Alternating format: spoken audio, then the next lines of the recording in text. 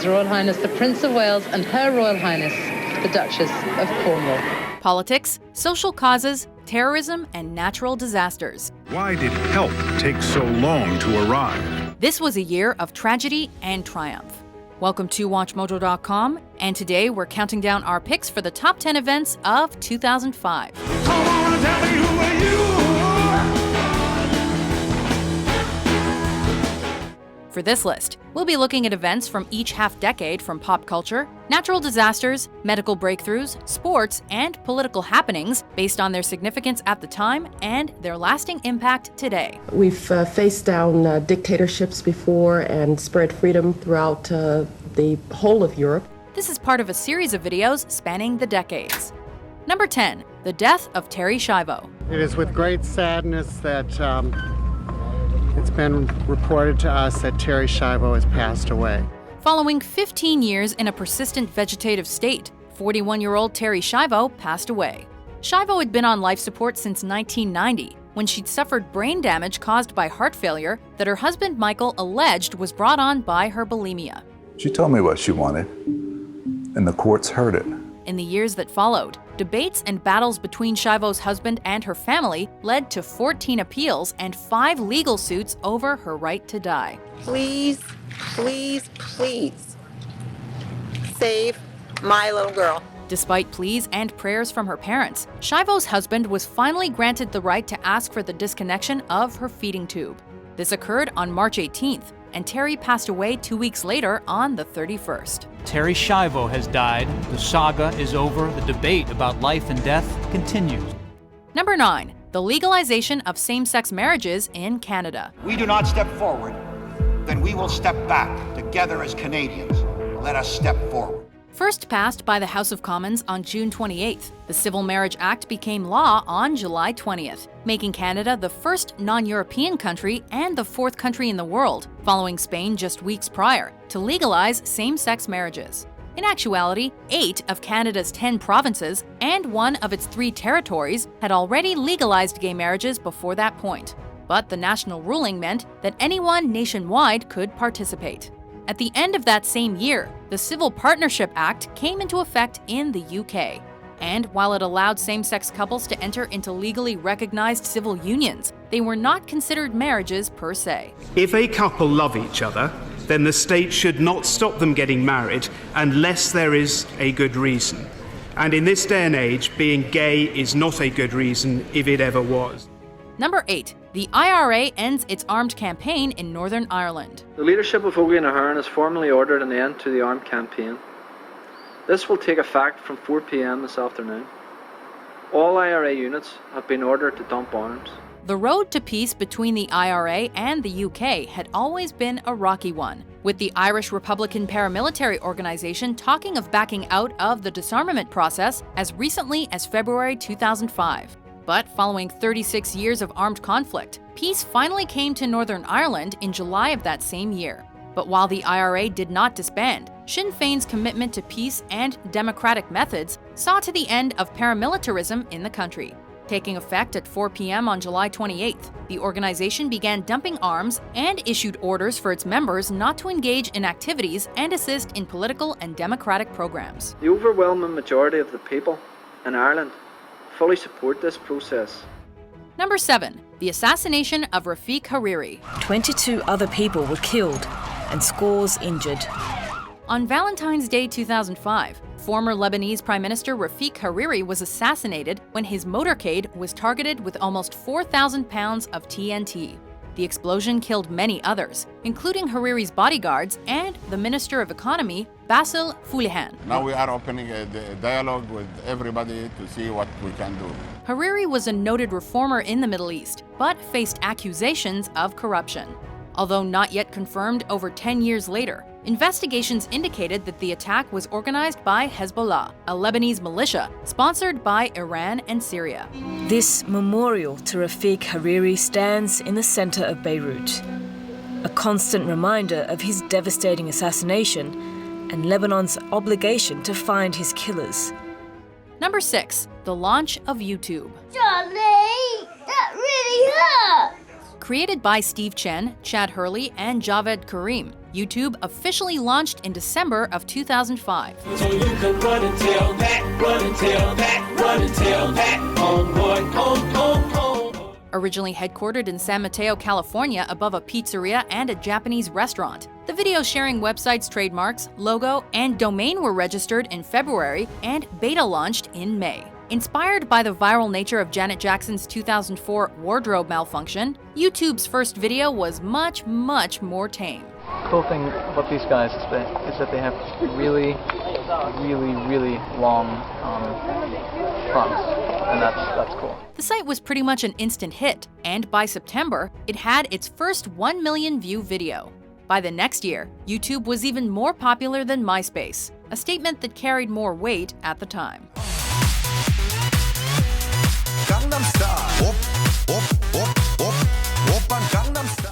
Number 5. The death of Pope John Paul II. Che il nostro silenzio orante accompagni questi primi momenti dell'incontro del Santo Padre Giovanni Paolo II con Cristo nel cielo. Priest at 26, bishop at 38, cardinal at 47, and pope at a youthful 58, John Paul II seemed to be on the Catholic career fast track. Sancte Romane Ecclesiae Cardinalem Voitiva. As pope, he apologized for past injustices to women and the church's inactivity during the Holocaust, but was against birth control and stem cell research. In 2005, the Pope's health began declining, and he ultimately died of septic shock caused by a urinary tract infection. His funeral on April 8th was the largest gathering of world leaders in history, and was conducted by Cardinal Joseph Ratzinger, his eventual successor as Pope. Silence fell over St. Peter's Square when Cardinal Ratzinger read his homily. Number 4. Live 8.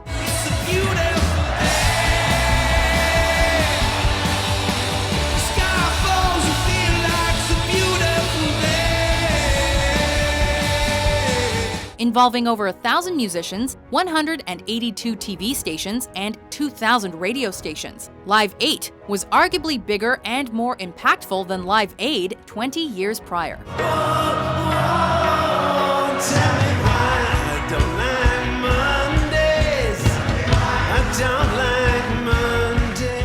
With stages in the UK, US, Canada, Germany, France, Japan, Russia, Italy, and South Africa, Live 8 took place just days before the G8 summit and aimed to put pressure on G8 nations to increase aid to impoverished nations. And it worked.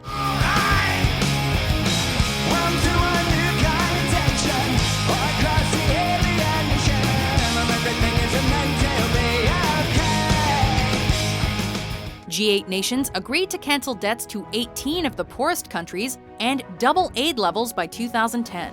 As a bonus, the concert also briefly reunited the classic Dark Side of the Moon era Pink Floyd lineup.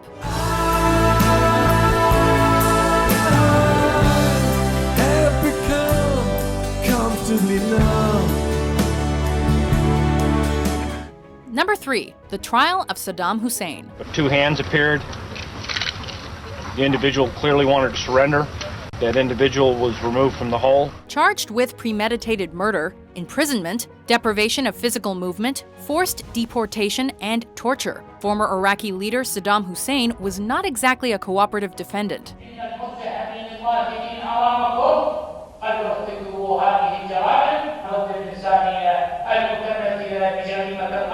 Going to trial just days after the approval of Iraq's new constitution, Saddam pled innocent and was unable to accept that he was no longer president.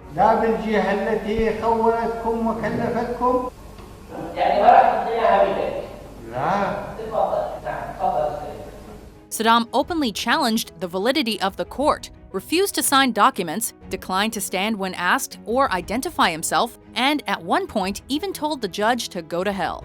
Defiant until the end, Saddam was ultimately found guilty of crimes against humanity and sentenced to death by hanging in 2006. قررت المحكمة الحكم على المدان صدام حسين المجيد بالإعدام شنقا حتى الموت لارتكاب قتل عمد كجريمة ضد الإنسانية وفق المادة. Number 2. Hurricane Katrina. Again, we've been having a tough time here. Whoa, this is some strong stuff that we're getting here right now. Causing over 18,000 deaths and $108 billion in damages, Hurricane Katrina was the worst disaster to ever hit the United States. The phone lines are horrible almost everywhere in Mississippi right now, with just completely jammed lines. So we're asking people, if it's not an emergency, please don't call yet. 400 miles across, the storm originated over the Bahamas and touched down as a hurricane in Mississippi, but caused the bulk of its carnage in Louisiana, leaving nearly 1,600 dead. Although as much as 80% of New Orleans pre-evacuated, many were still unable to do so, and the city's poor levee system led to much of the city being underwater. Please help us, we're dying. Please come help us. The Coast Guard rescued almost 34,000 people, but FEMA, while housing hundreds of thousands of people, drew heavy criticism for their slow response, perceived lack of planning, and general incompetency. I think this disaster is about a failed system and failed leadership at the federal level. Before we unveil our top pick, here are some honorable mentions. Let me be the first to welcome you to our 2005-06 season. Ultimately, his daughter convinced him to reveal his identity, arguing his secret could pay off the family debts. It will be the judgment, order, and sentence of the court that you, Dennis L. Rader, be taken by the Sheriff of Sedgwick County, Kansas, and by him delivered to the custody of the Secretary of Corrections to serve a term of life for the premeditated murder of Joseph Otero. Number 1. The London bombings. We're now being told by Scotland Yard that this is a major incident. In the worst attack on London since the Blitz in the 40s, 3 bombs were detonated on 3 different trains just before 9 a.m. on the London Underground in July 2005. A witness report saying people are streaming out of Aldgate tube station covered in blood. An hour later, a 4th bomb was detonated on a double-decker bus. The bombings collectively left 56 dead, including the attackers, and 700 injured. Carried out by 4 suicide bombers, including Mohammed Sadiq Khan, a teaching assistant and British Muslim of Pakistani descent, the attackers used peroxide-based bombs. This clearly was a callous attack on purely innocent members of the public. With no official warning given, the tragedy came in the midst of the G8 summit, and the act of terrorism was meant as a response to British foreign policy, which the bombers felt was oppressive to Muslims. There's absolutely no question that on July 7, 2005, you saw the worst of humanity. There's no question about that statement. Do you agree with our list? What do you think is the most important event of 2005? Now people from around the country are mourning the death of Johnny Carson. His nephew tells CNN he passed away early Sunday from emphysema. For more informative top 10s published every day, be sure to subscribe to WatchMojo.com.